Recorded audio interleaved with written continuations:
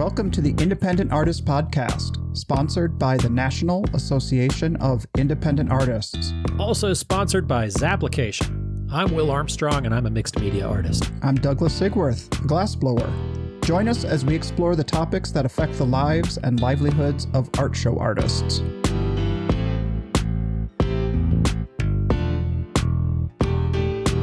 Welcome back to the podcast, everyone. Doug, thanks for taking a little break between getting ready for your next one and breaking down your last one, I guess. This schedule is grueling, but I'm learning from last week. Do not take your seat out of your van the day before you have to leave and decide to completely dismantle it and put a whole new seat cushion into it. No one would do that. No one but me. Only you. Me. That's only you. Well, I tell you, it was on my to-do list. I've been coming home from shows for years with back pain. And somebody said, you just need to change out that seat cushion on the bottom. It's easy as pie. And it was ultimately easy. But okay. I got out the ratchet set, took the bucket seat out of the van, start taking all the clamps and the bolts and whatever apart, and everything's all spread across the floor to pop in the new foam. Oh my God, putting that thing back together was a nightmare. I'm thinking I have to leave tomorrow and I tore my whole seat apart. I don't understand how Renee deals with you, to be honest. So hats off to Renee for this episode. Oh, she is very patient. She just, I could see her just being like, just put a folding chair in there and just, we got to go. It's time to go. Actually, you want to know what she said? She said, don't worry, you don't have to change out my seat before we leave. Good for her. You're like, I wasn't thinking about it. I just want to get this one back together again. Yeah. Oh, man. So, Doug, you got some acceptances this week. You're headed back to Florida. Yeah. What are you giving a go this year? Well, we're trying to do kind of our old regulars, the big ones. It kind of the problem here is this La Quinta thing is throwing us into a planning spiral because it's so late in the year. And we're not going to get back from it until end of November, and 1 month to plan all of our work for next year, or a month and a half, and getting ready for Florida is just too tight. So it is hard to know when we're going to officially want to go down to Florida.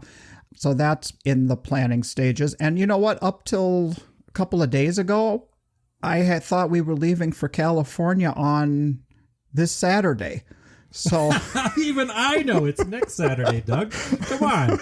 So that's amazing. When I found another week on the schedule, I was so relieved. I'm like, we can actually do the show now. I can't tell you how many shows that I've gotten ready to do and be like, God, if I just had one more week, but you've got one more week. So congratulations. And instead of busting ass in the studio, you're sitting on it and talking to me for the podcast. So welcome back, sir. I did text you this week a little bit in a panic, like I'm trying to figure out what I'm going to do this week. Oh my God. I'm like, I just found 7 more days. And you're like, how does that happen? Yeah, how does that happen for you? That's interesting that you say that about planning out your Florida. Like, I don't do that. I plan out my year, barely a couple of months in advance. And I mean, I try to have it set so I have enough time with family and getting work and planning out things. But it's interesting to me that you plan that far in advance. What a nerd. Thanks.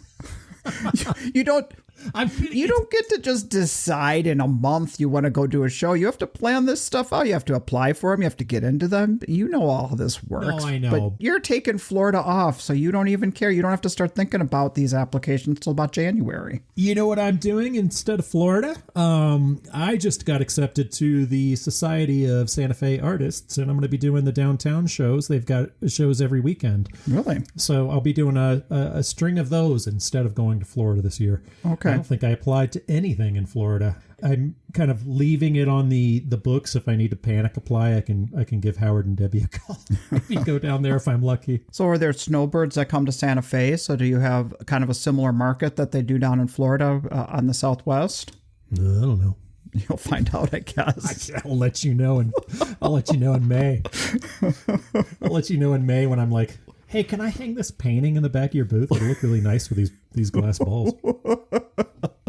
I am getting ready for next season. I got my new business cards. I'm not going to tell you where I got them because that would be giving free advertising, and I'm a total whore. But I did get some fancy new business cards. Well, look at the square business card like everyone's doing these days. Don't tell anybody my secret. Everyone, whatever. With rounded corners.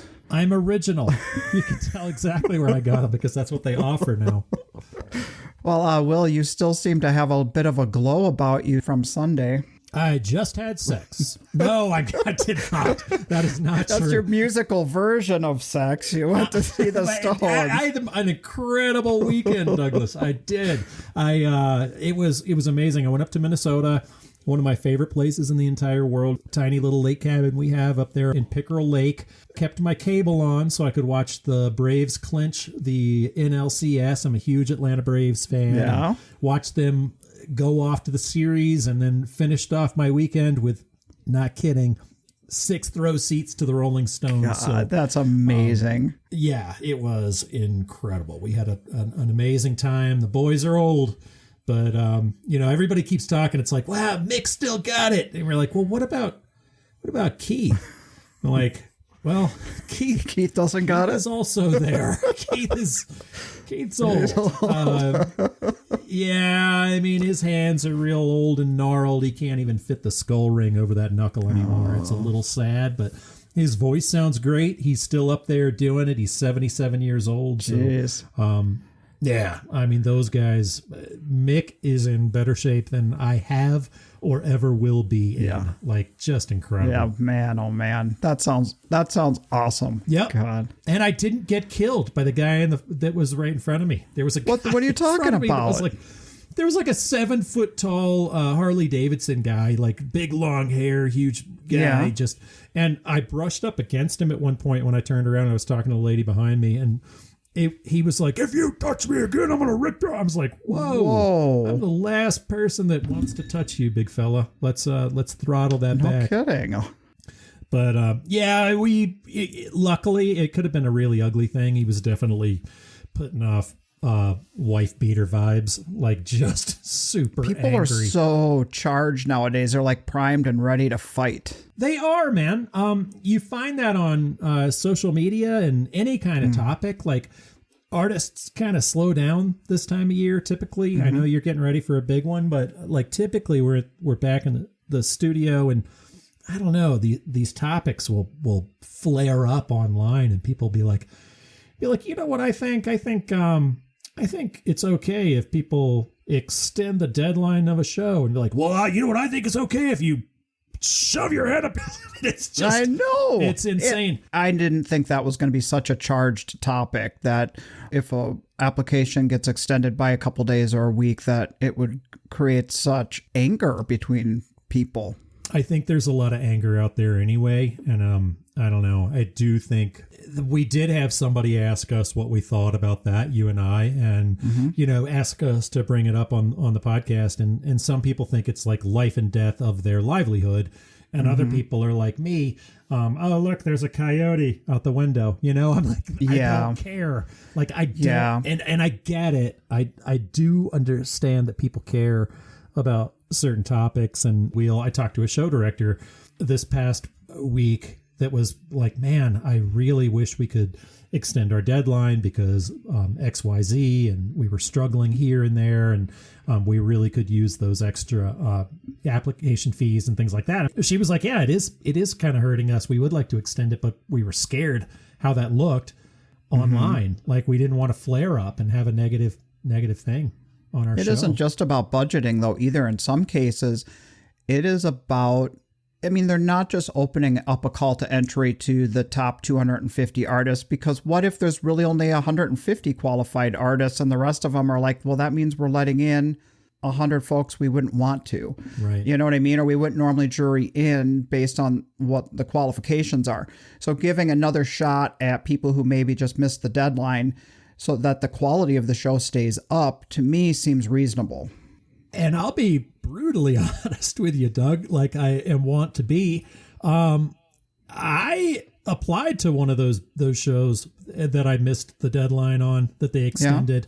I missed a whole handful of things because I've been so swamped. But this past month and having like the September that we did just have, and with all of the shows and all of the different parts of the country and coming back through October, and I know October's almost done, but I'm like, I missed a lot of deadlines because I just was like, I can't think about it. I'm in full studio mode, or I'm full parenting mode when I'm home, and I just hadn't been able to think about it. This fall has been a monster. So if somebody is mad that they didn't get into Dogwood if they applied to Ride On, and I do get in, fuck me, because it's my fault, because I just got your spot. Maybe, right? I don't know. Maybe that's what a lot of the upset is about.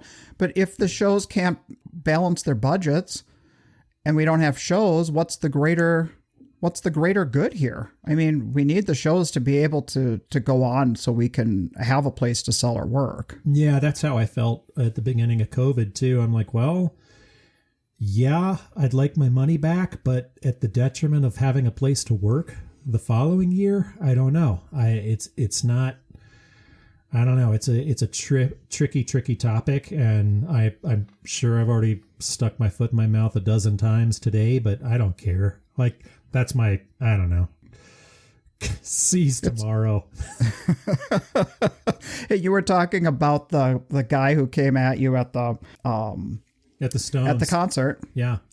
And I had kind of a run-in with somebody this weekend. It's a little bit of a long story. I'll try and give the Cliff's Notes version, but we want to hear it. It starts with the fact that we thought we were going to actually have to do van camping this last weekend in Belleville because our hotel got canceled on us when we went to check in. So we didn't have a room.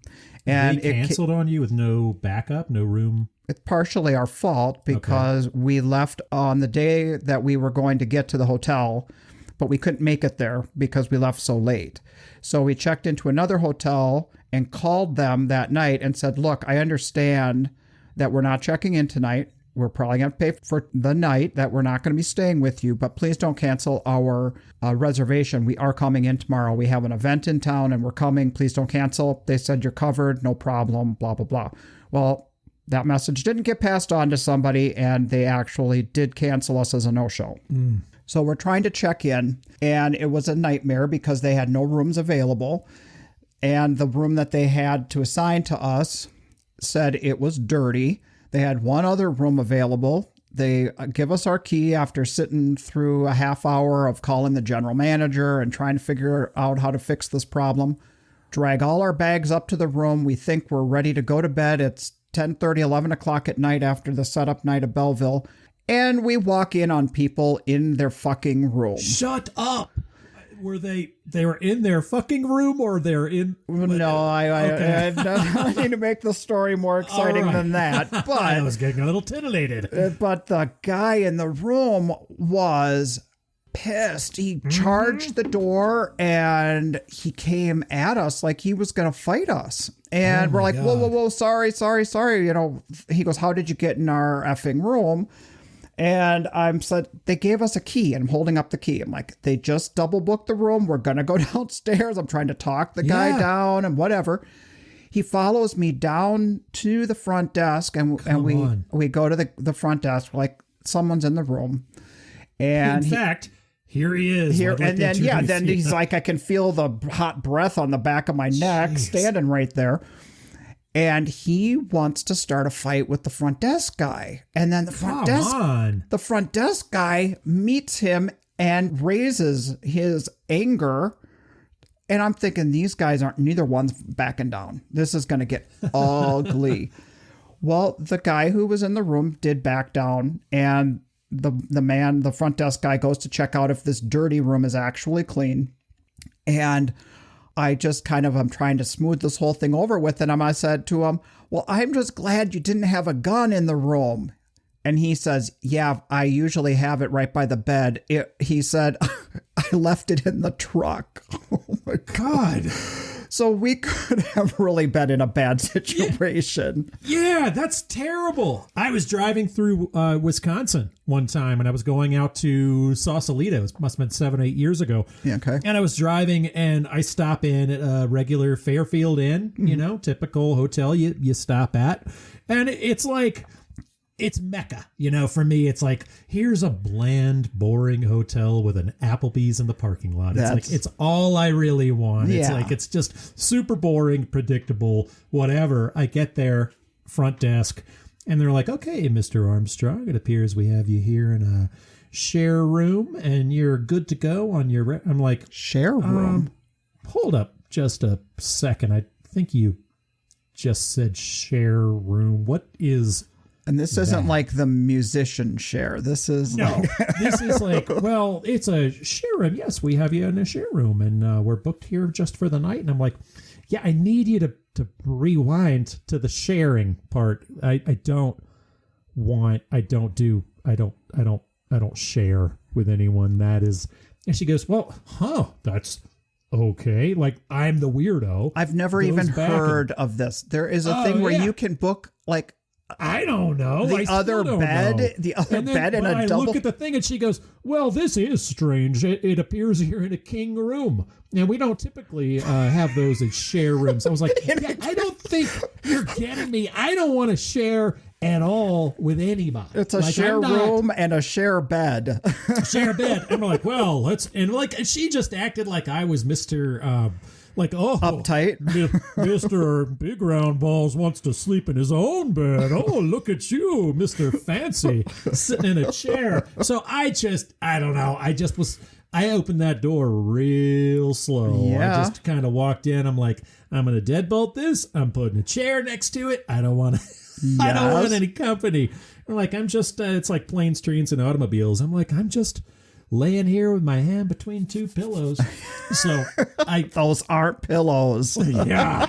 I did manage to get my own room, and apparently I eventually found out, because I called later on, they do that with highway department. So they had a huge highway thing going through, and then it was a military base too. Okay. So they have a share. They split the thing up, and apparently got myself a share room. That's a thing. Got myself a roommate. Whoa. Well, I talked to some of the other artists at the show the next day after we went through that experience, and they're like, that's happened to them so many times where they've either walked into a room that's occupied or somebody's walked in on them. And somebody told me that early on in my whole traveling deal, and they said, make sure you flip that lever and do the lock flip at the top, because then nobody can. They put their card in and it comes up yellow, so nobody can come in your door. Well, it's great to hear that you had a good show, Douglas, because I looked at the weather and it did not look great. It was a little dicey. It was chilly. Obviously, it was a rollover event, and I'm just grateful to have the opportunity to make money. And that community is supportive. So even though it was cold and drizzly, we had the collectors out in droves. And I know a lot of people had really great shows this weekend. Fantastic to hear. Yeah, another good one. Well, one of the things I think is really amazing about what they do there, and I think other shows should look into this, or other shows do it, but I've never seen any show do the art cash or the patron purchase program quite like they do at Belleville. This year they had, I think, $100,000 of pre-sold art cash for the public. And as artists coming to a show, knowing that there's $100,000 of money that's going to be put in our pockets, that is a big draw. That's amazing. How many artists? 100. 100 artists? Yeah. Wow. Isn't that impressive that they pre-sell that much for that size of a show? $100,000 is a lot. I mean, even if you just divvy it up, that's amazing. Yeah, totally. Yeah, and the other thing they did that's pretty freaking awesome is they saw what kind of weather was coming at closing, and they shut the show down like 3 hours early so we could all be off the street by the time any of the storms were coming. And we actually lost power at the hotel, so some pretty crazy shit did actually blow through. Wow. Everybody was able to pack down and get out of there? We were out of there by 6, and there was maybe a dozen people just doing their last pack ups. That's so nice. By the time we got to the restaurant, it just started to rain, And within an hour, all hell broke loose. So it kind of felt like we got out in the nick of time. Yeah, that is really, really considerate. I love hearing that. That's amazing. Yeah. Hey, the other thing about Belleville that's pretty funny is they literally, like, every 20 minutes, they come by with, like, goodie bags filled with, like, apple pies and pastries. Nice. It's crazy. So I'm walking to the van to go, grab something that I needed to pick up. And in front of everybody's windshields are like these little mini apple pies. It's like they don't need a load-in pass. You just need the frickin' apple pie in your front window to know that you're an exhibitor at Right, Belleville. Here's my pie. Here's a pie. Welcome to Belleville. Here's your pie. Man, that makes me want to go do Belleville. Just for the food. Just for pie. That's the only reason I do shows. There's a whole artist contingent that does. There was somebody online that was doing like a bacon rating system for artist breakfast. Oh, yeah? Like what the bacon was like. Okay. But yeah, it's bacon and pie. Bacon and pie. Making me happy. So there was another big event that happened this weekend for Renee and I. We're part of this museum exhibit at the Museum of Wisconsin Art. And it's a collection called the Studio Glass Movement, the Hyde Collection.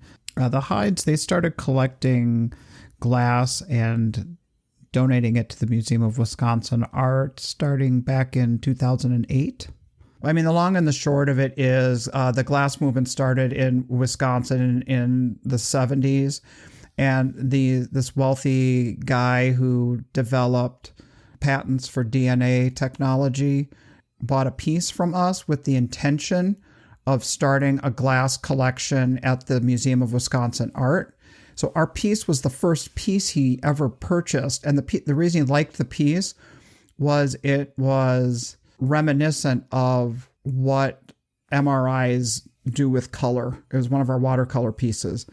Cool. And then he started collecting more, and he started collecting big name people. And now there is an exhibit that opened last Saturday. And our piece is being used on the cover of the book. This is the museum where we also have the installation that they bought. And they've got about a dozen other of our pieces. And we're in with like people like Beth Lippman. And so it's a reputable thing. Yeah, that's incredible. We're just doing what we're doing, not really thinking about the bigger picture. You make stuff you like. We meet people, we sell it to them. But then to be kind of involved in this something that they would call the studio glass movement in the United States, it seems so much bigger than us, Well, you're a part of it. I mean, and that's really cool. I love that. That's amazing. Congratulations. I wrote this thing and thinking about this exhibit, it got me really reflective of meeting the Hydes. And I titled this essay in honor of them that I submitted to the museum called Turning Point. And I have it listed on our website, which kind of goes back to our whole process of meeting them and the process of building this installation and blah, blah, blah, blah, blah. And this whole step-by-step thing is we started this body of work called Watercolors the year before. And it was something we hadn't seen any other artists do. You know how some people are like, well, I like what they're doing, I'm going to do that. Or I like what they're doing, I want to do something or a take on that. How we can be so influenced on each other. And honestly, that this piece that we were making, we were kind of doing that in the sense that we wanted to do cane work. We wanted to create something in a plaid pattern. And we've all seen when people use canes and they look like stripes and they're really even and blah, blah, blah. But the way we applied the color, it looked painterly. And the colors would stretch irregularly and it would create this free-formed organic piece. And we loved what we saw because it was nothing like we've ever seen. And we wanted to work with it and make it our own and really push the boundaries with it. We went into that next year with that enthusiasm about this new series. And that was the piece that this guy bought, which then kind of changed the course of our career in making this series and what else we were making, and then what he bought from us and what he encouraged us to do, and then our relationship with the museum. So that whole thing was like a big turning point for us. I love those turning points in people's careers, and it brings us to our conversation with Signe and Genna this week, and how they were able to do that first piece and what that first piece was and why it was a collaboration. So I think we should just jump right into the conversation from this point and hear what they have to say. I don't want to spoil anything that they kind of reveal in the conversation. So I love that for you, Doug, and I love hearing that kind of story about the progression in your career. It's amazing. I do love that part of their conversation where they started doing something for one reason and it evolved for another reason, which was fresh and unique. And it really led to some really cool success. So I can't wait to hear more from their voice about the story of how they got started and where they're going. Without further ado, let's jump right into my conversation with Signe and Genna Grushovenko. This episode of the Independent Artist Podcast is brought to you by Zap, the digital application service where artists and art festivals connect. Well, I've been getting notices from shows this week that I need to jump on and pay for my booth, but I'm not at home at my desk. So I really enjoy that I'm able just to flip open my phone. Flip open your phone. Do you have a flip phone, Doug? And does Zap work on your flip phone? Because that's impressive. No, but I turn on my phone, I log into Zap, and I'm able to buy my booth right there on the spot, and I can make sure I get that double booth or that corner booth I'm looking for, and I don't get stuck somewhere I don't want to be. Quit talking about double booths, because if those shits are sold out by the time I come to get to them, I'm going to be mad. Well, I sure do appreciate that with Zap we're able to keep up on our business with the shows on the road using our mobile device. So, Douglas, I see here on the docket we've got a call for entry from a show that you have participated in the past. Yeah, it's the Lohmeyer Sculpture Park show. That's another show in the St. Louis market, correct? That's right. It's in Sunset Hills, which is in the St. Louis Metro. It has been on my list to look at to try to strengthen that St. Louis market that I do very well in. What time of year is that? It's on Mother's Day weekend. It's in May. Next year, the dates are May 6th through the 8th. The thing I like about that show is they put up those big tents. It's really great for those spring storms in case something crazy pops up. Nice. Nice to have a little bit of peace of mind. Tell me more about the setting there, the sculpture park. It sounds really pretty. It is. It's an outdoor sculpture park, and it's an event that the people in the area know about and they come to bring mom. They celebrate Mother's Day. They come out and they buy gifts for mom, and it's a family event. We've done very well there in the past. Nice. It looks like their applications are coming due here by January 10th, so log on to Zapplication and check out their call to entry. This week, the Independent Artist Podcast is proud to welcome Signe and Genna Grushovenko. The Grushovenkos are a true team in every aspect of their art business. The work is a combination of Genna's abstract underpainting and Signe's representational compositions. I'm excited to get right into what makes them tick. Welcome to the podcast. Hey, Will. How are you? I'm good. Good. I feel like this is a little odd. I feel like when we're sitting around in a circle, I ought to have a whiskey. It's a little early for that. Yeah, I actually had the same thought earlier. I was like, would that be too early to have that, promised whiskey shot? I think it's early, but I don't know. Let's see where we go with the conversation. This is just a friendly thing. So I just wanted to welcome you guys to the podcast. Your names had come up a bunch just because you're kind of rock stars in our industry, but you are. But it's really good to actually talk to you. You came up with a Daryl conversation, and I think Cliff and I talked about it too, and it's cool to have you on here. So I appreciate you joining me. Well, we're happy to be here, Will, and any opportunity to talk to you is good. I feel like we haven't gotten to see each other really very much. I mean, obviously COVID, but just, yeah, it's been a while. So we're happy to be here. Yeah. I just didn't think you would ever ask, really. It hadn't been that long. Come on. No, I'm just kidding with you. Right. So, yeah, I think you guys are two of the first people I ever met doing art shows. I think I came down to an art show in Florida and met you in Naples. I've known you guys for, if the math is correct, like since around 2002 or 3. Yeah, that feels about right. It's been at least 15 years, could be longer. Yeah, I remember that you didn't have any children and you were very, very young and beautiful. What happened? I don't know. I don't know. It's all been downhill from there. It just started falling apart. It's weird to think that I think we've been doing this over 20 years now.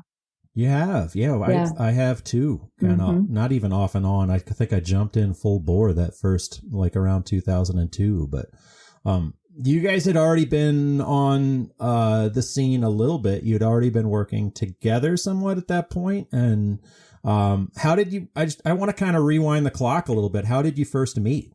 So let's see. Genna had been in the country for about a year, or maybe under a year. Had emigrated to the U.S. from Ukraine and was a potter in Ukraine. We were both in a small town in rural Georgia, and I think artists just kind of tend to find each other in a community. So we met at the very first opening of a cooperative gallery that we wound up both being part of. We met in September of '98, and we got married in July of the next year, baby. June? That's correct, baby. June. 25th. So, yeah, I locked that down real quick. Yeah, lock that down. I'm a little disappointed. I was hoping to hear that you picked him out of a catalog. Oh my gosh, I would. I would have picked you, honey, right? Out of the catalog. Yeah, it was a pre-Facebook, pre-Pinterest era, so she probably would have. Yeah. I wasn't in any catalogs yet at that point. So you had come over. You were already an artist, Genna. You were a potter. Did you come kind of looking for opportunities, or what was your impetus for getting over to the U.S.? Yeah, opportunities would be a fair way to put it. I mean, it was a lot more complicated than that, as life is. Of course.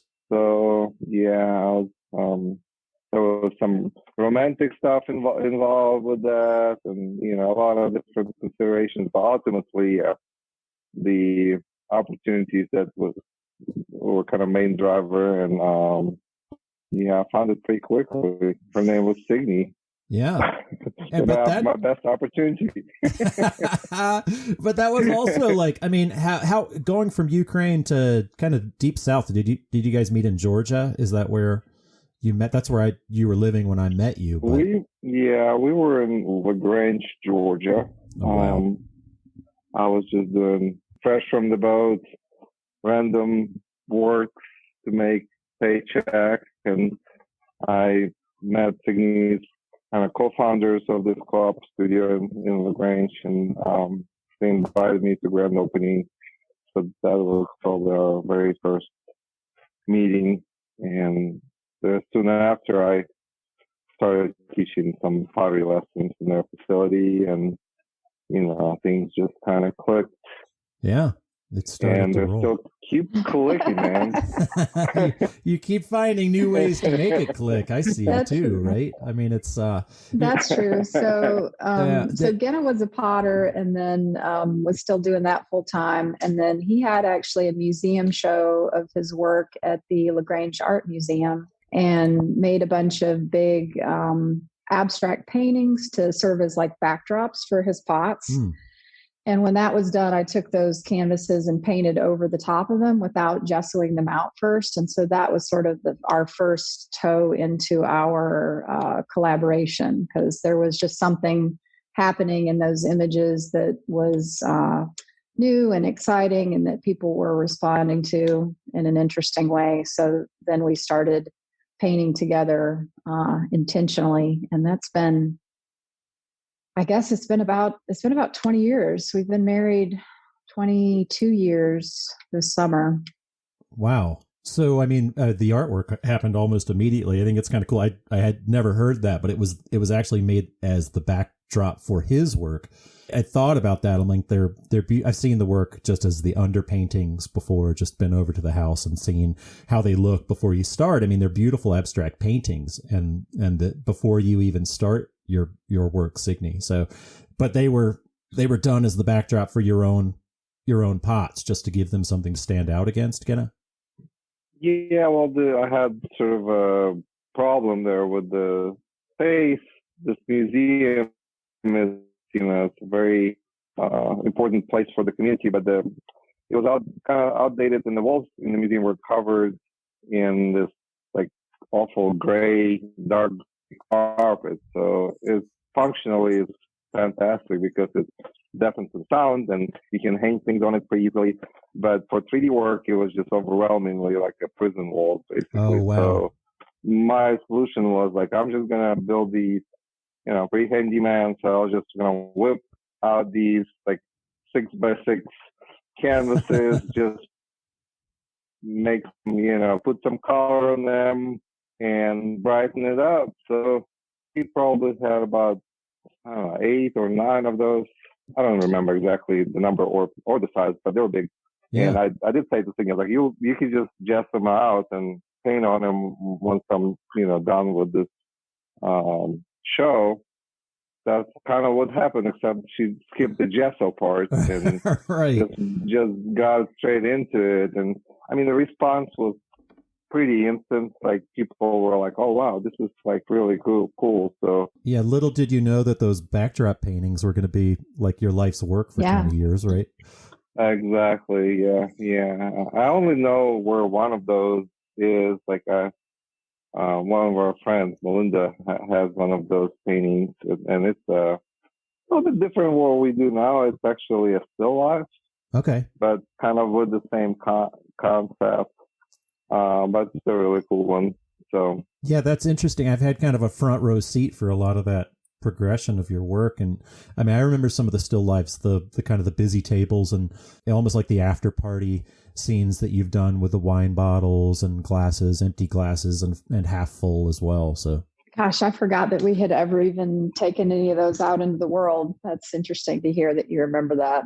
Yeah, I do remember that. It was kind of a series too, right? I mean, I remember looking at your work back when I think you thought you were working big, and they were like 48 by 24. I just made that 3x4 foot. Yeah. I mean, 3x4 for you guys is kind of small now, right? It has gotten kind of small. So the biggest piece for we're going to La Quinta in 2 or 3 weeks, and I think the biggest one is 7 by 8 feet, which is basically the maximum size we can fit in our vehicle and in our booth. We would do bigger. If we could. 6x7, baby. Oh, I'm sorry, 6x7. 6x7. Yeah. So I mean, you're restricted now by the size of your fishbowl. I mean, working in the van. I rented a van to go down to Houston a while back, and it's like a whole new world. I put my largest painting in there, which is like 6x4, again, restricted by my truck. And I'm like, ooh, I need to work bigger. But I don't know. My solution for working bigger has been triptychs. And it's like, okay, well, let's break up this space. And I can just, if you do 3 6x4s, then all of a sudden you got something monstrous. Yeah. I was going to say, you're one of the few people that's holding the line on anti-ban artists. I don't know how you do it. It's time. It's time to change. I was ready to change when COVID started hitting, and I'm like, okay, I need to upgrade, but I've got a trailer too. So, I have been. What I like about the truck is that in towing a trailer or just having it behind you is that you're not in the van with all of your stuff. Like, I hated that kind of feeling of like, okay, you've just had a rainy day and all this stuff, and if it's all in the back, I feel like you can pretend that you're a human again and just have it behind you. So that's true. Yeah. Good point. Yes. Yeah. But we have to wait until we get home to pretend we're human again. it's so, I don't know how you guys got through this last month, but I mean, looking into, I'm actually really happy I don't have La Quinta coming up, just because I've talked to a bunch of friends, and it's like, I don't know, that cramming an entire year into 1 month, I'm exhausted. I'm just done. You guys have another big one coming up. We've actually been off for the last month. So we did Rittenhouse in Philadelphia, like, is it a month, sweetie, or 3 weeks ago, something like that? Over a month ago, okay. Yeah. So we had a full month in the studio to prep for this last one, which is good because at Rittenhouse, we had the least amount of work we've ever had. So I believe it. It's been good to be able to get in the studio and restock before the next show. Yeah, for sure. Genna, how do you feel being like the background artist? You're the support, but Signe's kind of up front. She's got the painting out front. She's got the composition. And so I know she probably gets a lot of the love where you're like, yeah, but I supplied a lot of the energy and the palette too. How does that feel for you? Like kind of being behind the scenes? Well, you're a music man, so I feel like a composer basically. So I'll write the tune and, let her write the lyrics, and she's the front man, so she gets to sing them too. So, that's, but at the end, it's a single piece, right, of art. Right. That's a probably pretty accurate description. Right. I mean, obviously we all have big egos and whatnot, but at the end of the day, we have to make some sacrifices for something, to work. So every once in a while, I'll see it's like some kind of a moment in the underpainting. I was like, I hope this could stay, but then it can't stay. But we work almost every day, I would say. So we have a million moments to repeat and like to keep pushing forward. So you can't really kind of think about every little thing that didn't go your way or whatever. Of course. I mean, you're also too, I've got my Stones sweatshirt on, so I'm kind of thinking about, but you don't get Mick without Keith. Yes, true. Yeah. Those are the two parts. It's like the energy, the backing track is everything too, as well as the performance, the performance on the front. Yeah. I haven't made a painting without Genna in 20 years. So, it's definitely an incredibly like symbiotic situation at this point. And, I give Genna an awful lot of credit for the success of our body of work. And I think what he's saying is a really good metaphor. It's definitely like that music and lyrics type of a relationship.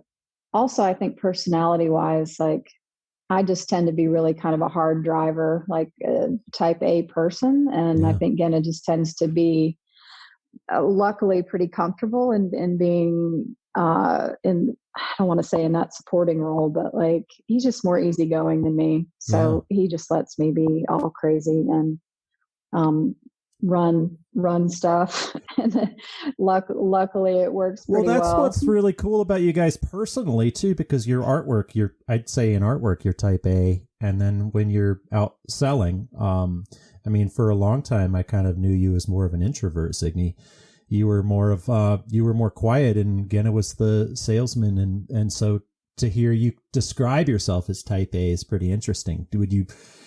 Have you grown into that, or is that more of I'm still extremely introverted, and that's definitely, one of the places where Genna kind of shines and is oftentimes a little more upfront is in our, basically in the show situation, and also kind of in our social life as well. Like he tends to be the more upfront one. So I think when I say type A, I kind of mean more about just the fact that I'm kind of a control freak and like to sort of be in charge. So it's less about that. Right. That's the agenda. I'm the agenda setter. Yes, for sure.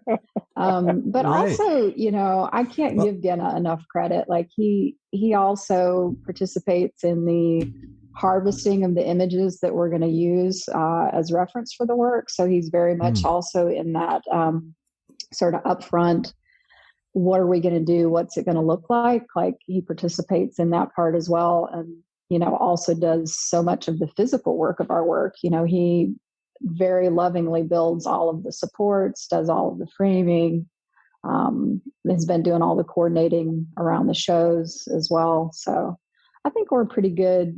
We're pretty equally yoked with each other. I think you are. It's amazing because you've got that, you've got the upfront part of type A in the artwork, and then the kind of the behind the scenes type A, and you get to be type A with him. And then when you're showing it off, then he can kind of take over and be type A when you can be the underpainting when you're actually at the show and be the support. It works really well. It doesn't work really well for everybody, but you guys have that. It's an appreciation that is, I don't know, fairly rare. We've all been next to the art show artist where you're like the husband and wife team next door that you're like, oh my God, how in the hell? I mean, we've been those people too. Well, I'm sure there have been some people next to us that were like, oh, geez, Louise, especially early on. But yeah. I feel like those bugs got worked out pretty quickly for us, like within the first couple of years.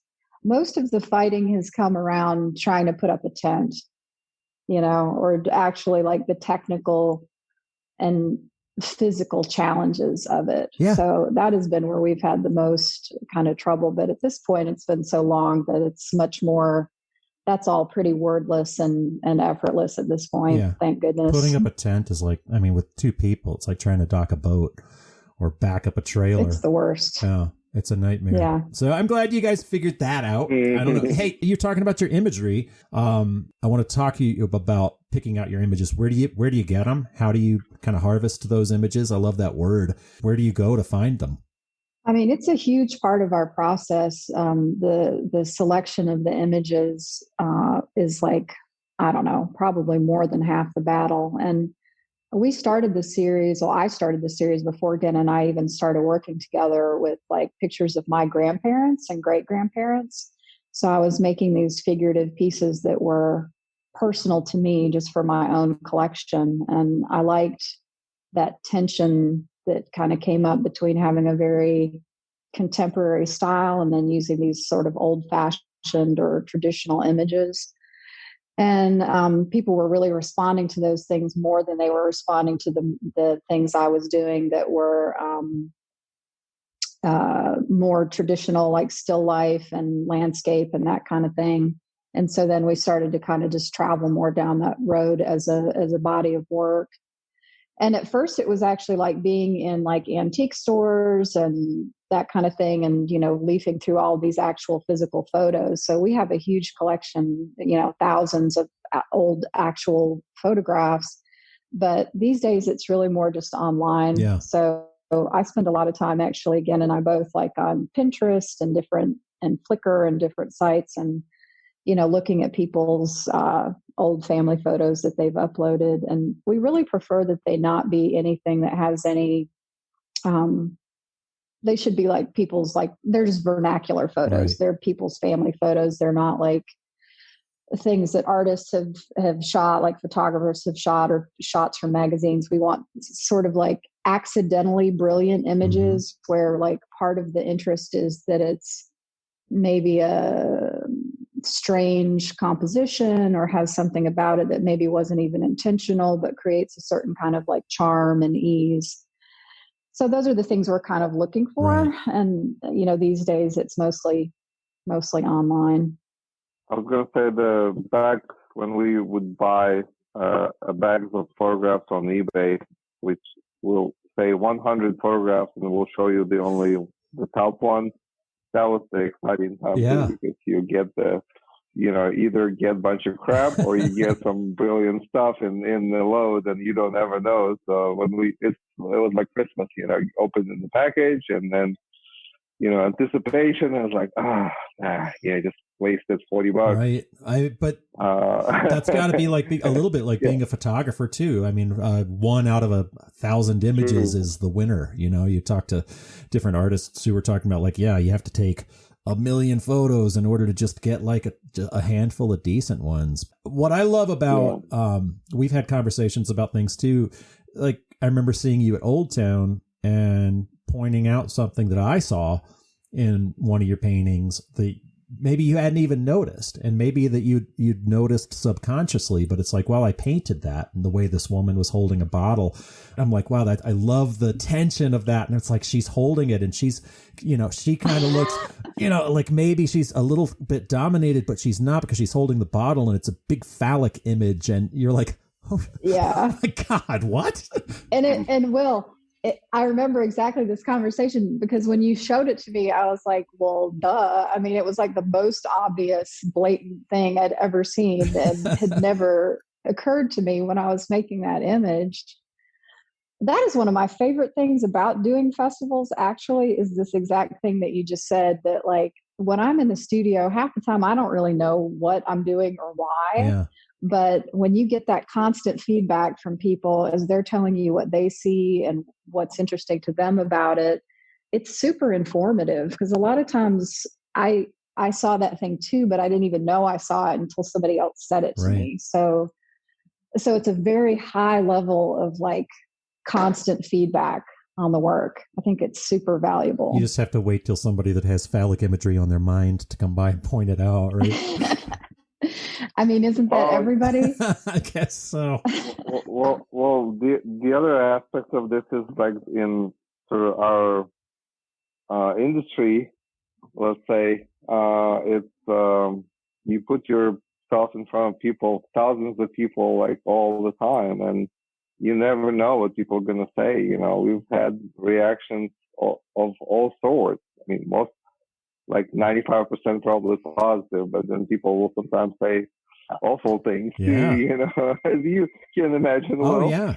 So I try to, I can't remember who helped me reset my brain on this one, but it is I've said this on the podcast a bunch, but you have to try to remember that you are, you know, the attractive person at the bar that somebody's trying to come up to and drop a line on. Like, if they like your work enough to say something, I mean, a lot of times they're going to come up and say something super dumb and or offensive or hurtful, but I don't think people mean to. So you just have to, you know, I work in black and white and red, and I've been getting away from that a lot, but I've been, you know, I still go back to it, but it's like somebody will drop, this looks like Schindler's List. And the first time I heard it, I'm like, fuck you. It looks like Schindler. You know, I don't want to hear that. But I'm like, then you think about it. I'm like, well, I'm using the same device. I want the red to pop out against the black and white. And of course, you know, Spielberg is smarter than me. He did it first. And I hadn't, just because I hadn't thought about that, it's the same thing. It's like, well, get over yourself. I mean, if somebody wants to compare you to Steven Spielberg, then embrace it. But, you know, I'm just because it's a incredibly depressing movie doesn't mean you can get over that. I don't know. You can find a different way to look at it. And I don't know. Do you guys find yourself still getting insulted by the dumb things people say?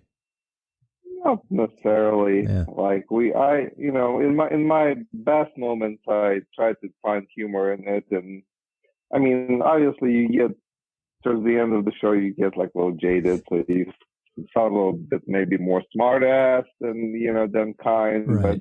But I think I do believe the kindness goes really long ways in any circumstance. That's a great way to look at it. Yeah.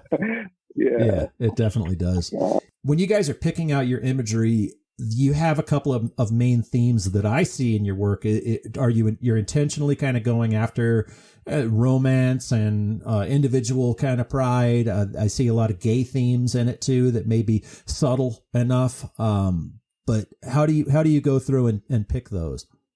I mean, I think everything you said is right on. I mean, the selection to me is there's never a lot of like front of the brain intentionality about it. It's very just sort of subliminal of what's appealing to me and what isn't. And I think I actually learn more about what our work is about when I see it hung at the shows than actually when I'm sort of executing each individual piece. But I think what you say is right. Like, it's all about like community, connection, tenderness, definitely passion. Like, a lot of our pieces have a very romantic sort of a bent, and those tend to be kind of my favorite ones, where I find a photograph that has a certain just kind of like touch, or like the way the figures are sort of inclined towards each other or something. So just those little tender, kind of tender moments. And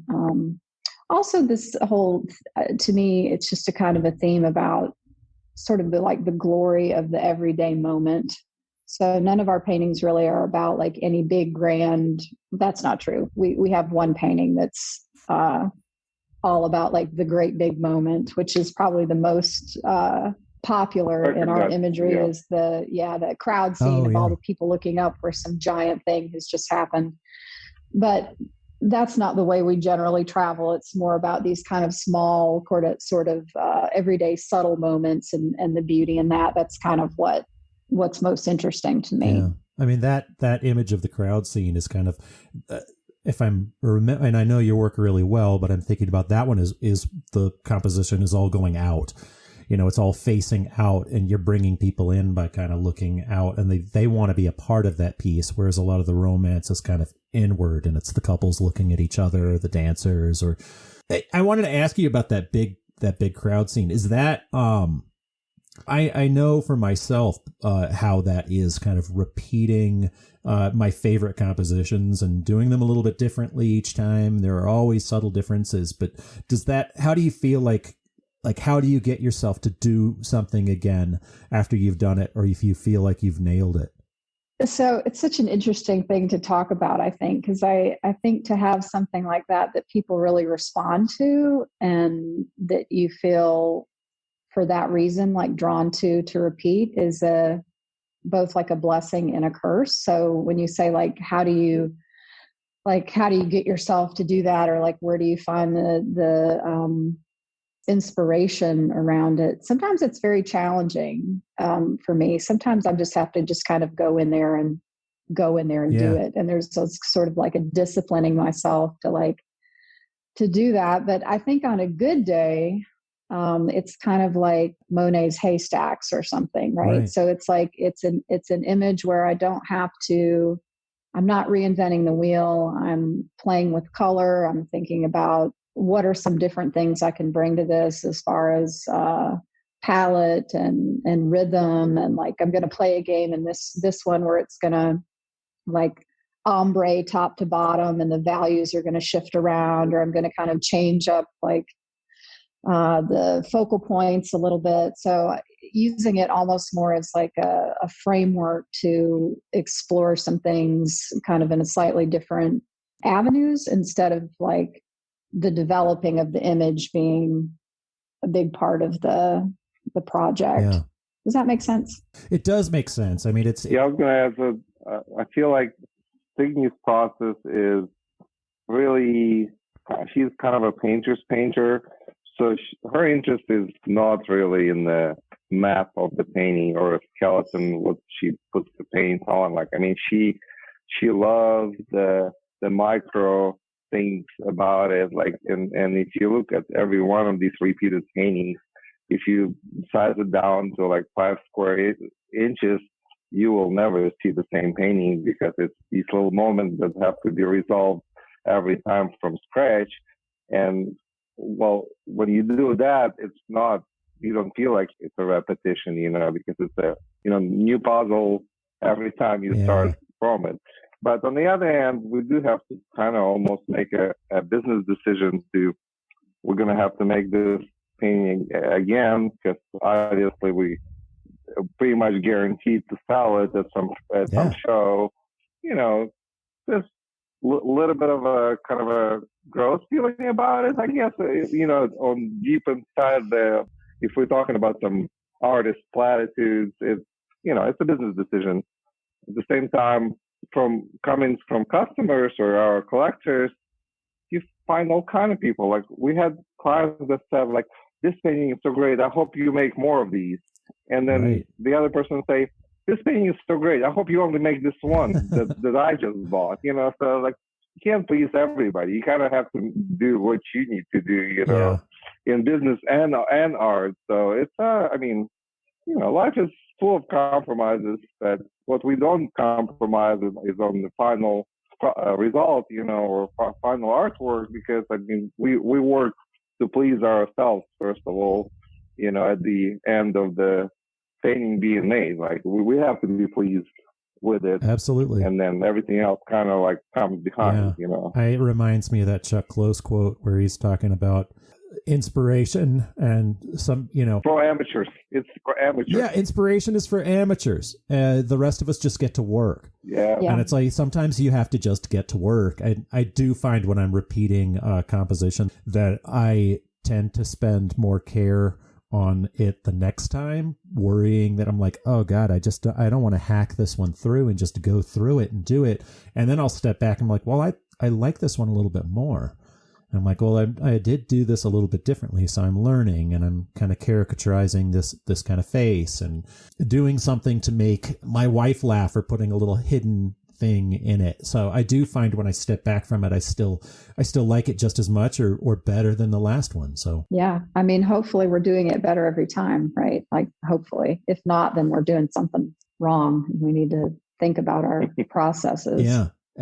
So funny story about that repeating images is that I actually have a client in Georgia who used to do this painting of this lady hanging quilts on a line, and there were like multiple quilts hanging on a line, and you could see like her back. And so she bought one of those, and then she came to our studio again, and I was like, oh, I have another one of those. Like, I hope she's not going to be offended that there's like another variation of her painting. So she bought that painting, and then she wound up buying, well, I think she has like 6 variations of that same painting. Same painting. Wow. She's got like a 3x5 foot one. She's got a couple little tiny ones. She's got one in the middle. Some of them even hang like on the same wall in her house. That's amazing. So I don't know, very interesting. Like, it's not necessarily, an impediment for people. Yeah. And that was really helpful for me to see that. So that is true. I've had people buy multiple images of that record piece that I've done, and it's like, but that's you don't want to remind, like, they're enjoying it and it's speaking to them on a certain level. Yeah, you don't want to point out. I like it so much in the bedroom, I need it again in the bathroom. Right. And that says something about them too. At the end of the day, the way their house looks, it says exactly what they want to say, Yeah. Yeah. And I was going to say that, and about this specific painting that we sort of talking around, people looking up, this year we kind of made the conscious decision not to make this painting like on spec. Like, we have few people that commissioned it, so we have to.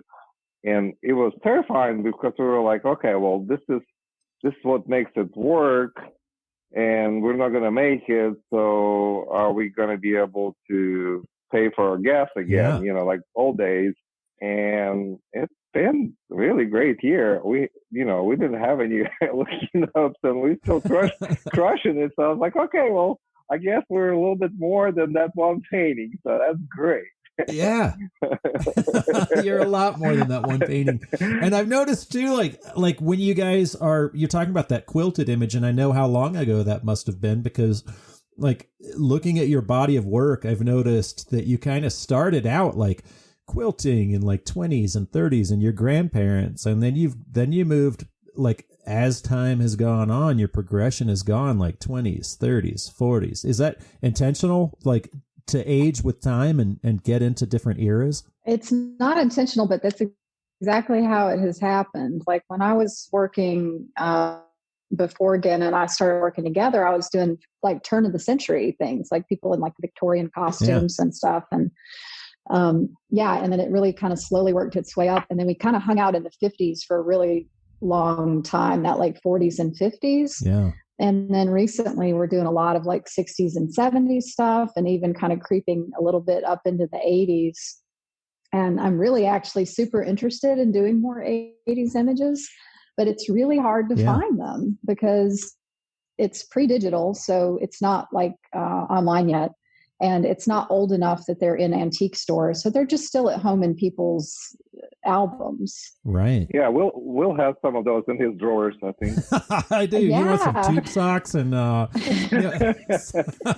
some tube socks and OP shorts? Yes. I'll send them your way. Half shirts, mullets, big wheels, this thing with the hair, the great big hair thing. Like, I've found a couple, and people have responded really well to them. I have a painting of this one guy in a half shirt with the Umbro shorts and like tube socks, sitting on a Huffy bicycle with the hair.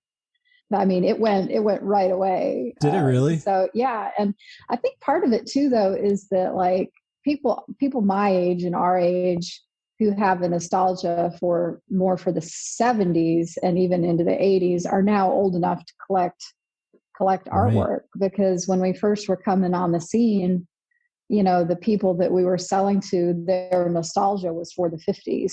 So Okay. I don't know. I think that maybe is a little bit part of it, but it's just most is kind of what I'm interested in doing.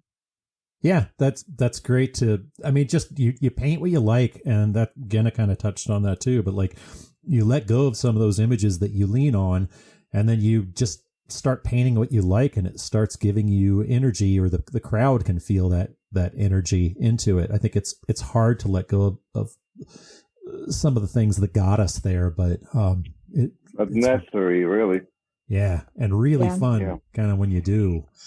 I had a very interesting conversation about this. I've been talking to a lot of people about this very idea this year, and I was talking to Michael Schwegman about it, and he said something that I found super useful. We were actually talking about commissions and how this year we've been taking a lot of custom things, which are repeats of things we've done before, which we're blessed to have that work and happy about it. But still, sometimes I feel very frustrated that I'm not able to kind of move forward with the new imagery that I want to make. And Michael said that so when we're doing this custom work and doing these repeats of images, that not only are we sort of like slighting our own artistic progression and movement on into what that next thing is, we're shorting not only ourselves in that, but also our other clients that are waiting for what that next thing is going to be. So that was really interesting for me to hear, and it's something that I'm kind of mulling on as we decide like how many of these like custom projects we want to take, and how to balance between that and like making new work, and how to make that work out. Yeah, the custom stuff is hard. I mean, it carried a lot of us through last year, but 100%.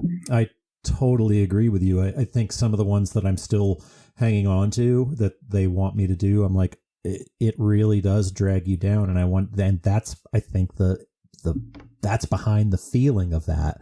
The fact that it's holding me back because it is the same thing. We're like, hey, can you do this again? But have her holding this. It's really hard. She doesn't want to hold that. She doesn't want to, she doesn't want to go to the record store and pick out the knack. She wants to pick out the stones. Hey, you have done, I feel like, where you guys are in your career is where I kind of I visualize myself and wanting to be. My wife took part of this visualization meditation last year during COVID. Is that something you do typically, kind of visualization and where you want to be? I'm very grateful that what we want to do and what we like to make has turned out to be a thing that people want and people want to collect. So right. I kind of feel like where we are is exactly kind of where we want to be, and we want to just kind of continue, riding on it.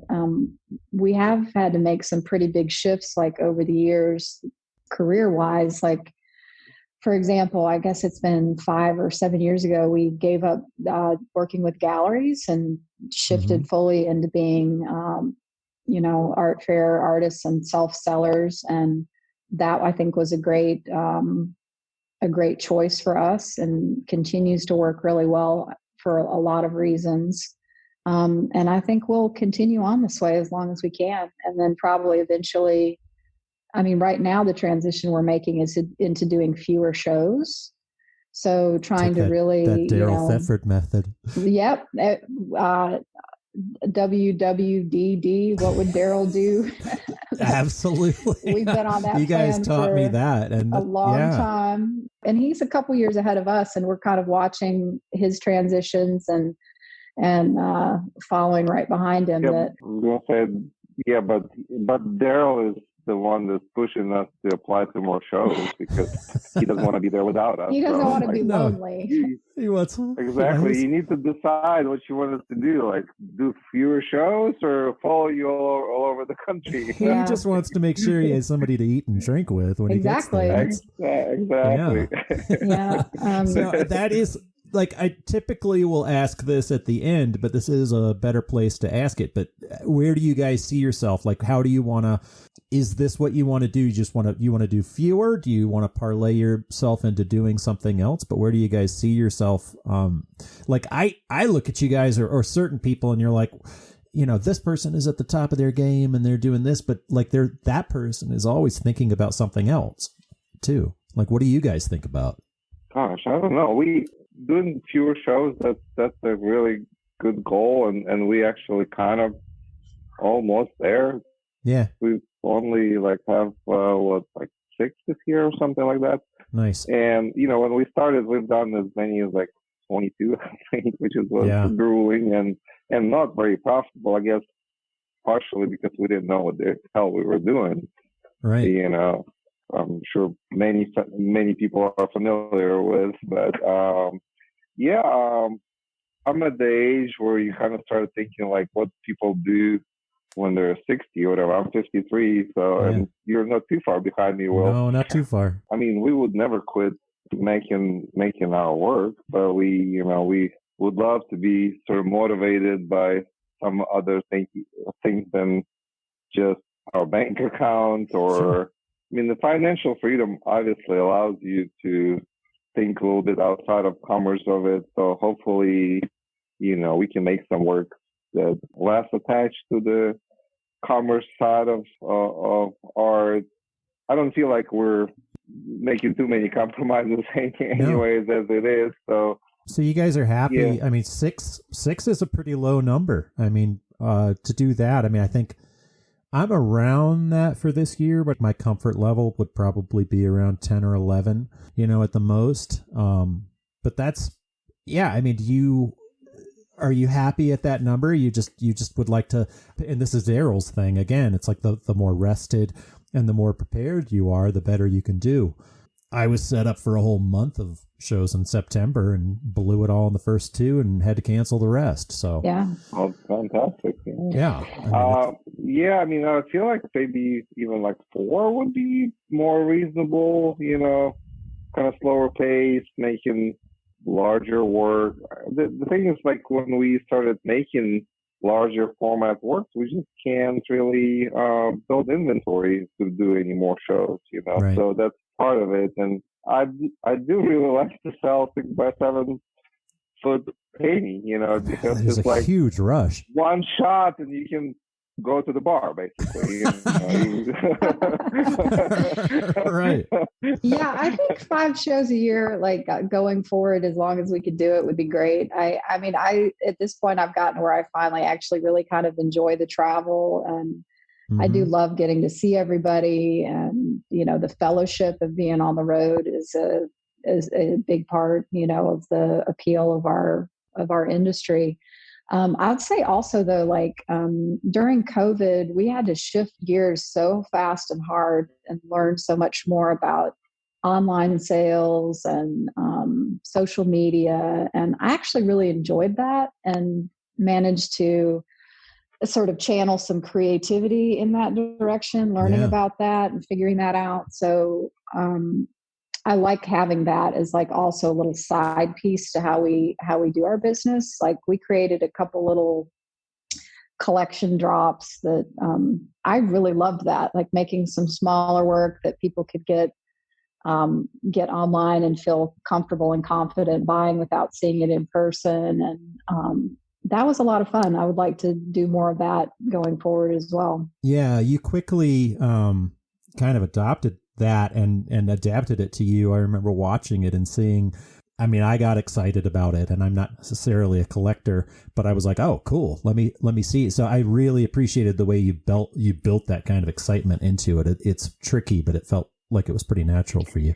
It was fun. I mean, and I think when you can have some enthusiasm about it, it's easier to, I didn't have to fake it. I had a good time, making that work. And even all the little things involved in trying to talk about it, I enjoyed. So, you know, I think as we go forward and get older and maybe don't want to be on the road as much, like that will be a fun thing to get to do more of as well. Yeah, at least it's an avenue. And probably going some back into the gallery community as well. I mean, we definitely have places that court us. Right now, we just say no. Yeah, so keep those cards. Yeah, exactly.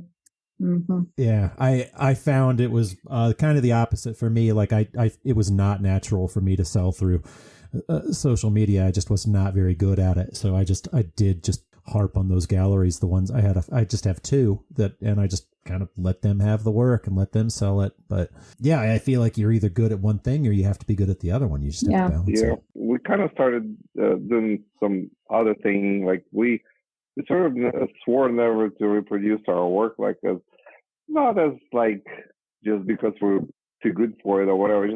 I just never found any value in it. Like, you know, what is it? Is that a poster? What is it? Like, you didn't want to have a print bin in your booth. The way we do it, we actually don't profit from it. So we started a small kind of collection of our prints. So we were selling it to third-party vendors that makes, you know, prints and frames them or whatever, and we just donate profit from these sales to our local couple local charities that we.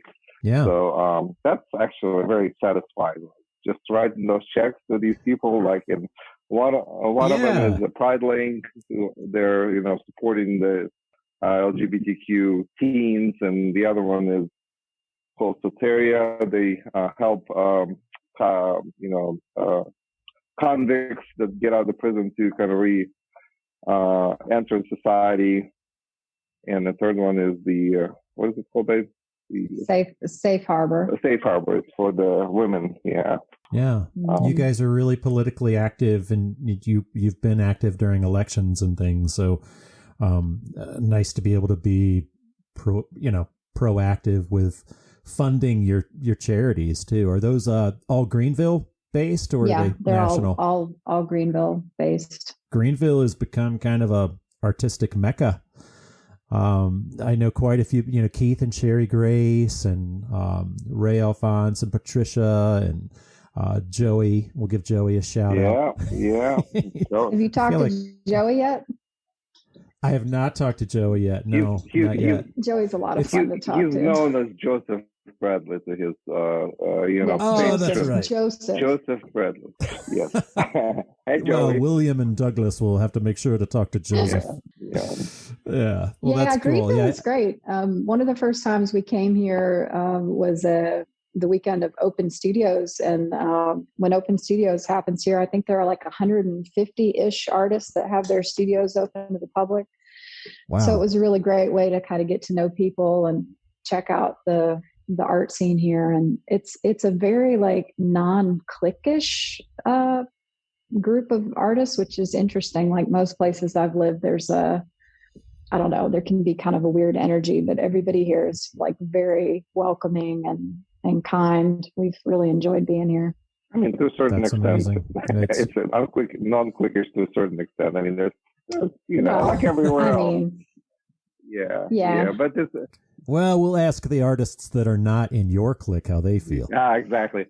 So, okay. But how cliquish is it really? So it's funny because Greenville, I don't know, Mecca maybe is a little bit too big of a word, but it did kind of make a lot of our friends made home since we moved here. Like Keith and Sherry, we were talking about them, Ray and Patricia, and now it's funny because we go to some of these like big shows like Denver or Chicago, and people like come to our booth and like, I just saw another artist from Greenville in the show. I was like, there's like 6 of us here in this show. So, that's a pretty big number for a small town, USA, South Carolina. Because, I mean, you know how it's difficult to get some of these, better known shows. So it's pretty impressive that we have such a good caliber of people here. Yeah, you have a lot of people in Greenville that are operating at a high level. It is kind of like a little oasis. How is that being in a little blue dot in a great big red state for you guys being so active politically? I think you forget, how red it is. Like when you kind of move in your own sort of circles and you're kind of insulated by your day-to-day movement. But like, I don't know, when I go even just a little bit out of town, I'm like, oh, this is also where I live. I forget, I really kind of forget about that part because, there's a great community here of people who are like-minded with us that we feel very at home with. So, yeah, I don't know. I think too, though, like we're pretty open about the things we do, and even on our social media and stuff. I actually had some people ask me this year, like, has that been a detriment to our sales? Have we had any kickback or pushback, against it and stuff? And I don't know. I don't know if we have or not. Yeah. But I think also like here, you gotta really. put your money where your mouth is. Yeah. Like you have to kind of say it's a good thing to be in your integrity and be able to kind of say who you are and where you stand. And I think as many people who might be repelled by our stances on some things, it's okay because there's that many more that are drawn to us because they have the same feeling. And I'd rather be in fellowship and in support of and in community with those people. So yeah, that's fine. Like if we lose some support, then that's okay. And I mean, I don't think we're vocal in a very aggressive or like hateful way. Like we try very much for whatever we're putting out there to have a very like loving and supportive energy about it, of the things we want to support, and just let the other, kind of be. I don't think we're antagonistic, but I think we're clear. Lead by example. Yeah. Right? Yeah. Like Right. I was going to say, Signe and I were coming back from Old Town, and we stopped overnight in Lexington, Kentucky. I was just walking around the old part of town, and there's this, I think it was a Catholic church that had, rainbow flags for the Pride Month, in front of it. I was like, wow, Lexington, Kentucky, good for you. So I went online that day and like ordered a couple of flags. So we, our studio is in the old church that we kind of turned into the like a group studio, and we inherited this flagpole that goes, in the ground in front of the building.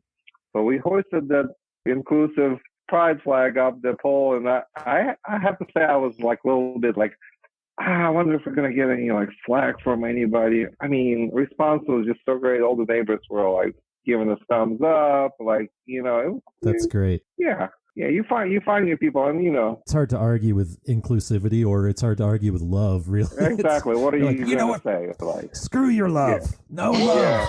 Yeah. Not love for everybody, only love for my people. Yeah, that's right. Only love for my bubble. Yeah. So you guys have been really generous with your time. I know you're getting ready for La Quinta. How long is it going to take you to get there from Greenville? We're actually going to send a driver this time. Good. That's great. Yeah. How do you go about finding that? That's something, another thing that I'm kind of upping my game a little bit. But how do you find your drivers? Do you worry about that, or is it somebody you trust? Well, you do have to worry about it. I mean, we've had studio assistants consistently for probably the last 15 years, and they're involved in some of the like technical production, like finishing frames and stuff. And some of them drove for us cross country, and then when they sort of work for you, then it's a little bit better trust. Like this driver they were hiring for this trip, he's driven for us 3 or 4 times already, and we've sort of trust him. You are taking certain risks, I guess, not with the driver itself, but like he's like 25. He's willing to drive long hours. I'm giving him plenty of time to get there, but I don't know if he's going to go to some national park and blow, a day of this allowance and then drive for 14 hours. And so there's risks in that, the fatigue. That's the the most dangerous thing about driving long haul. So, I mean, I guess we're taking certain risks with it, but honestly, driving 5,000 miles to do a show, I will be just like miserable, angry man if I had to do that, and that would, my clients would be hitting that off for me, and I'm not going to sell any art. So yeah, we want you pretty when you arrive. We don't want you ragged out and the bare bones, Genna. We got to have you pretty. So that actually is another question I wanted to ask. Your image is a lot of what you do. When you get to a show, and you guys both always look so nice and you look fresh. I mean, talk about the importance of that too. It is, I was talking to Amy Carstensen years ago about how we were standing in the street in Memphis and watching some of our fellow artists go by, and it's like, I've said this on the pod too, but it's like, have you noticed how some of us started to look kind of homeless? You guys never, I mean, image is it's a big thing of what you're presenting. Yeah. I mean, I think it's definitely important. And I think especially for people who are trying to sell work at a certain price point, standing on the side of the street, you have to work pretty hard at that presentation, both in the booth and of yourself, and the way you talk about the work, the way you interact with the client. This big piece that we just made, I think you commented on it on our Instagram. So the new 6x7, like, it's going to have a substantial price tag on it, and people are going to need to understand that they can trust us. They want to know that you're legit. So yeah, I think it is important. I remember being in a show next to this kid in Houston one year, and he was a potter, and he came in and one morning he just looked just god awful, and he said something to the effect of like, I try to look like extra bad so that like people will feel really bad for me and want to buy my work because I look so pitiful. And I was like, well, that's one way to go with it, but I don't think that's going to work, for what we do. Plus, I mean, I only go from here to my studio on the daily. So it's one of the few times in my life that I actually get to like put on a dress and present myself and, try a little bit. So I actually kind of enjoy that part of it. Yeah. I mean, if you feel good about yourself, then you're putting that across, and you look good, you feel good. People pick up on that, and they want a little piece of. I'm going to put it this way. So, Chris Rock, right? He says that, money is the best lotion. and I would say despair is the worst cologne for our show. So it is. Yeah, so they can true. smell it. Yeah. Yeah, because our clients they can smell despair from a mile away, and they not gonna approach you if you're desperate, because they wanna they surround themselves with success, and they want to feel everything they touch is successful. So that's the part of it. Yeah. I'm sounding like a douchebag, I know, but sorry. I kind of am.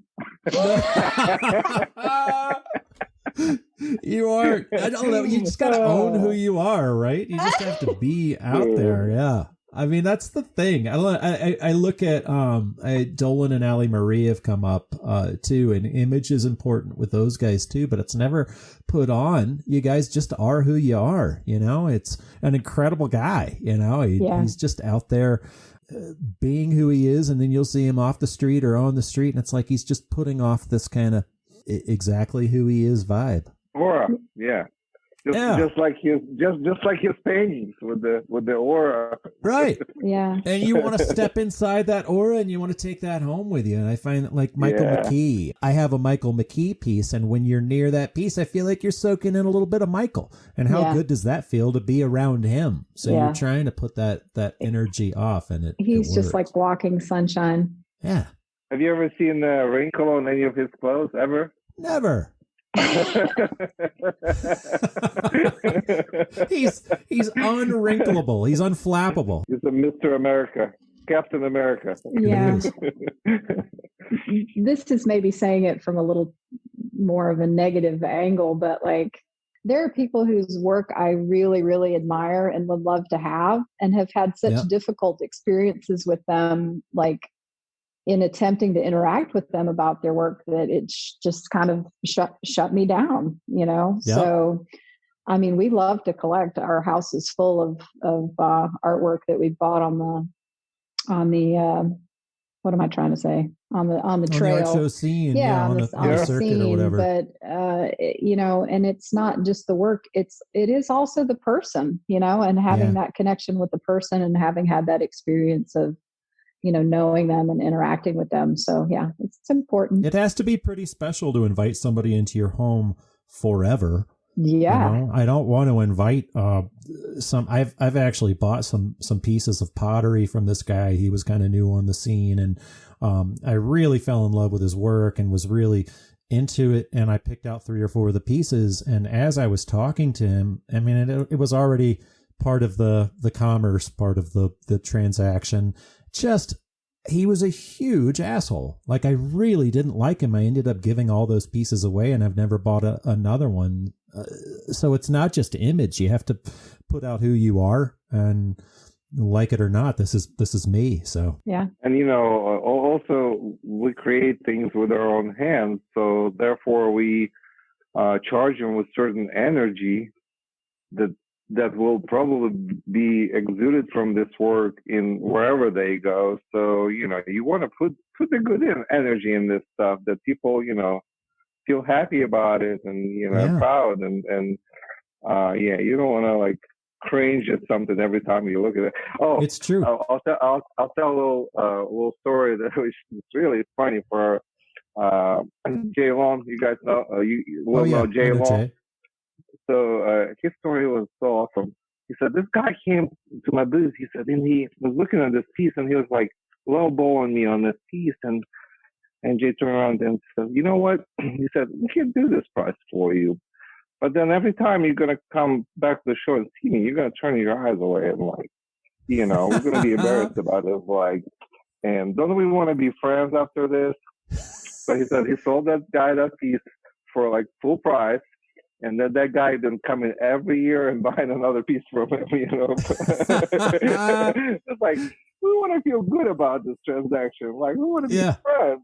You want to feel dirty. And I've had the same type of deal where I've been talking to somebody who, you know, I did charge him. He was like, well, I'm not going to discount the piece. I know I'm going to sell it. And it became a very hardcore transaction thing. And he, like, at the end, he felt kind of dirty about it. Like, God, this guy's he's just selling it. And I'm like, at that point, I knew I had to kind of change gears with him and be like, hey, we need to find some way where we can relate on a personal level, or you're going to look at this piece every time and think I just, you know, screwed you out of the price when I could do this, or give you a deal when. So I don't know. Sometimes you have to step back from that transaction thing and try to find the personal level. But that one was an around the way, kind of a backwards transaction. I felt like typically I put myself out there and try to be as open and who I am to people. But this one was like, I want this. What's the price? And then we did this whole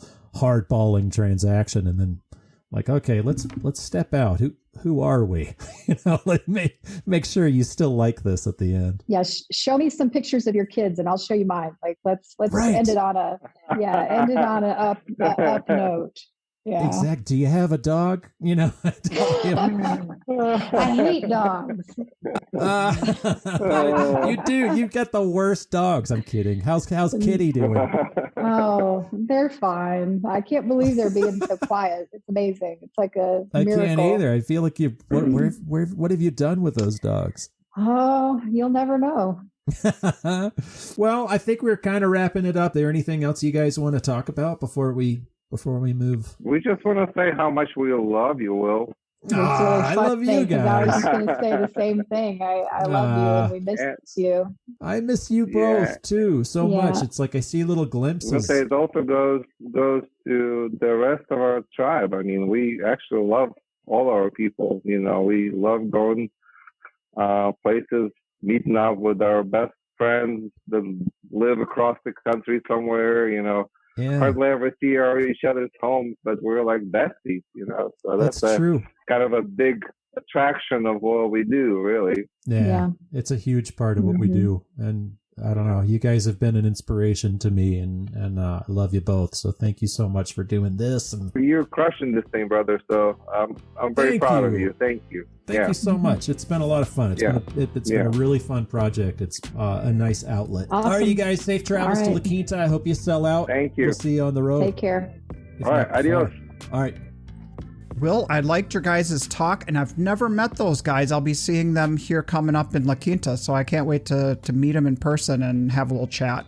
Tell them I said hi if they even have a chance to talk. I'm sure they'll be busy selling work. I hope so. I hope we barely have time to go use the bathroom. I hope it's just crazy busy. When Signe said that she hasn't made a painting without Genna for the last 20 years, I can totally relate, because the way Renee and I work is the same way. We have that kind of partnership where I set it up, I build the layers, Renee blows and shapes the form. And so I really resonated with that part of their talk. Yeah, it was amazing and kind of inspiring too, to talk about like them taking turns being type A in creating the artwork, or type A in selling and setting up the work. It's amazing to see a partnership and to be as close as I was to you and Renee in Park City. Mm-hmm. And to see those guys and know them as well as I do, to see those kind of respectful partnerships and relationships among people. And we've all been next to the artists that bicker and crank at each other all weekend long. And it's really cool to see it work and just kind of see the grooves, the cogs in the wheel just fit right in together. I will admit it's pretty funny, that whole artist couples bickering thing. We've had a few people since we've been doing the podcast admit that they were kind of listening a little bit to see if Renee and I were going to do that. So, I'm kind of I'm minding my manners so I don't sound like the tyrant I can be. Are you nicer? Yeah. Be like, wow, he's a nice guy on the podcast, but what a asshole. Real life. Well, you've learned quite a bit. Doug is an asshole, and Genna and I are douchebags, so that'll carry us on to the next episode. What we want to send out a thank you to a friend of the podcast, Megan Clark, sent some money to the Independent Artist Podcast. We appreciate your contributing. Thank you so much. No way. That's so cool. She's a really good friend of ours, and thank you so much, Megan. Thanks for the support. It means a lot and helps to kind of keep the wheels on the wagon here at the Independent Artist. So that's awesome. Yeah, we appreciate that so much. Thanks. We have lots of exciting interviews coming up on the podcast, lots of topics. If you want to add to the conversation, log on to Facebook at Independent Artist Podcast. You can post something, you have a question, send it to Douglas or myself, and we'll try to answer it. Till then, see you next time, everyone. Thanks for listening. Safe travels. Thanks again for tuning in to the Independent Artist Podcast. We'll see you next time. Will, put your tongue back in your mouth.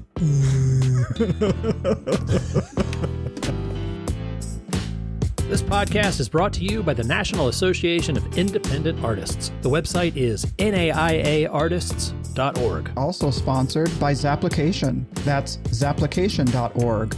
And while you're at it, check out Will's website at willarmstrongart.com and my website at sigworthglass.com. Be sure to subscribe to this podcast to be notified when we release new episodes.